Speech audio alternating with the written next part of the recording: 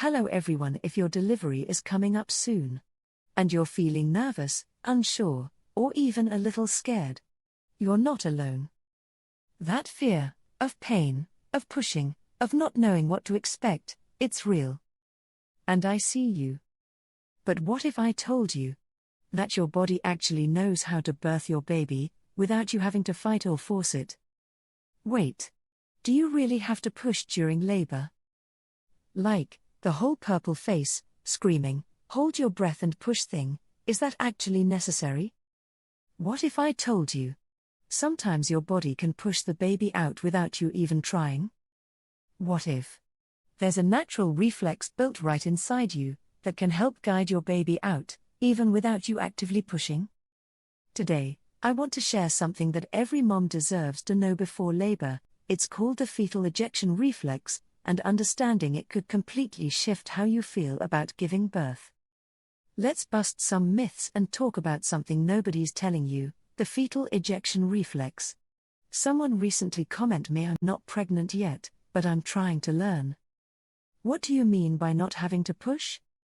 Everything I see makes it look like you have to push super hard. Am I wrong? The short answer? No, you're not wrong for asking, and yes, there's way more to it than most people realize. Let's break this down.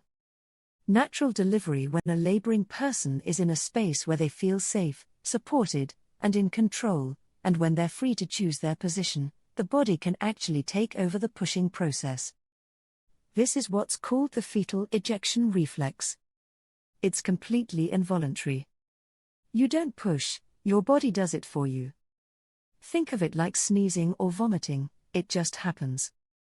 This reflex kicks in during contractions once the baby is low enough in the pelvis. And guess what? The uterus is doing all the work.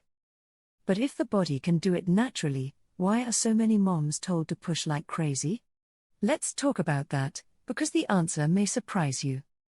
Here's what often happens: once someone is 10 centimeters dilated, providers tell them to start pushing. But dilation isn't the whole picture. Just because the cervix is fully open doesn't mean the baby is low enough for the fetal ejection reflex to kick in.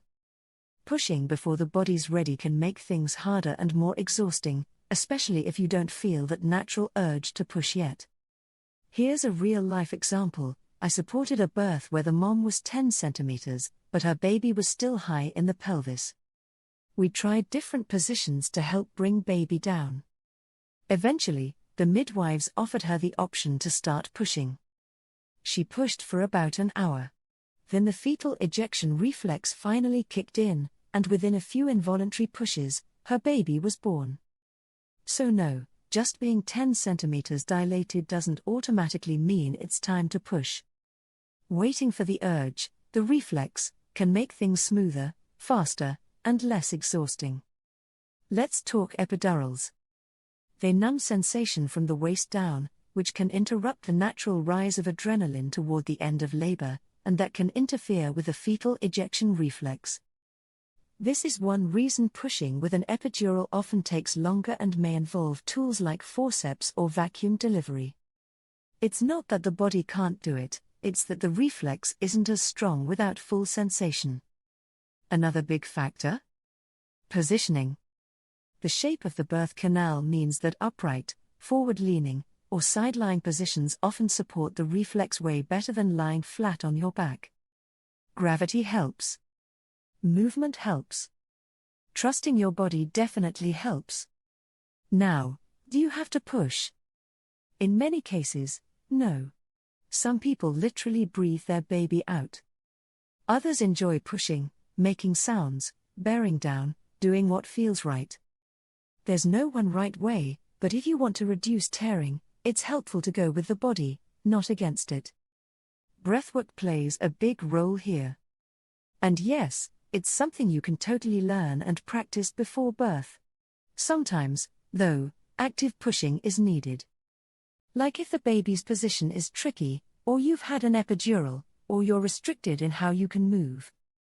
In those cases, being aware of your breath, choosing upright positions, And pacing your pushes can still make a big difference, so if no one's told you about the fetal ejection reflex before, now you know. And if you're planning for birth, this is just one piece of the puzzle.